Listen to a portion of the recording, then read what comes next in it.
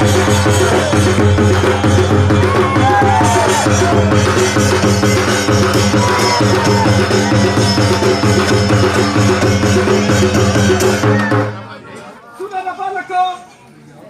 मेरे प्रिय भक्तों, तुम मानव हो, कोई मामूली मानव नहीं हो, तुम मानवों में श्रेष्ठ हो मेरे प्रिय भक्तों। तो अपने आप को परखो कि मैं कौन हूँ, अपने आप को परखो कि मैं कौन हूँ, मेरा जन्म क्यों हुआ, मेरा कर्म क्या है और मैं कर क्या रहा हूँ मेरे प्रिय भक्तों। इसलिए है मेरे प्रिय भक्तों, अपने आप को परखो और अपने अंदर जो तुम्हारा अस्तित्व है उसे परखो कि ये तुम्हारा अस्तित्व कैसा है कि जो तुम्हें सींच रहा है,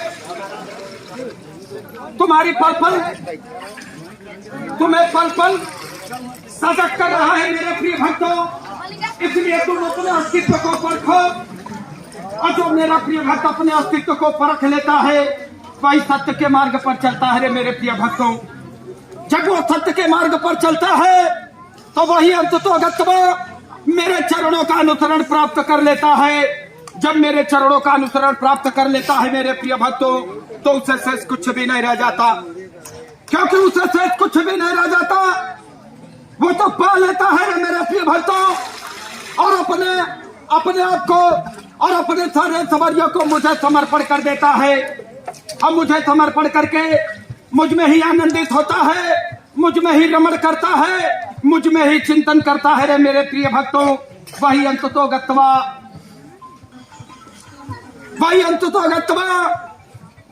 मोक्ष को प्राप्त करके मेरे गोधाम में प्रवेश करता है रे मेरे प्रिय भक्तों। जब मेरे गोधाम में प्रवेश करता है तो ये एक सूर्य तो क्या हजारों सूर्य के प्रकाश से प्रकाशित होता है, अपने स्वरूप को प्राप्त कर लेता है मेरे प्रिय भक्तों।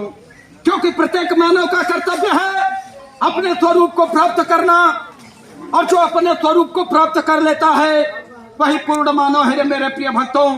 क्योंकि प्रत्येक मानव का कर्तव्य है अपने आप को देहाभिमान से ऊपर उठने की चेष्टा करना।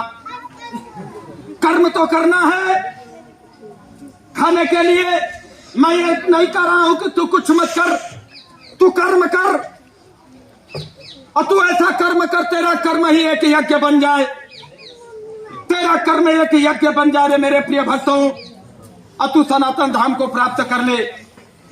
सो हे मेरे प्रिय भक्तों, गृहस्थ आश्रम में रहते हुए भी तू अपने आप को देहाभिमान से ऊपर उठने की चेष्टा कर सकते हो, और वही धन्य है मेरे प्रिय भक्तों जो गृहस्थ में होकर के भी अपने आप को देहाभिमान से ऊपर उठाने की चेष्टा कर ले।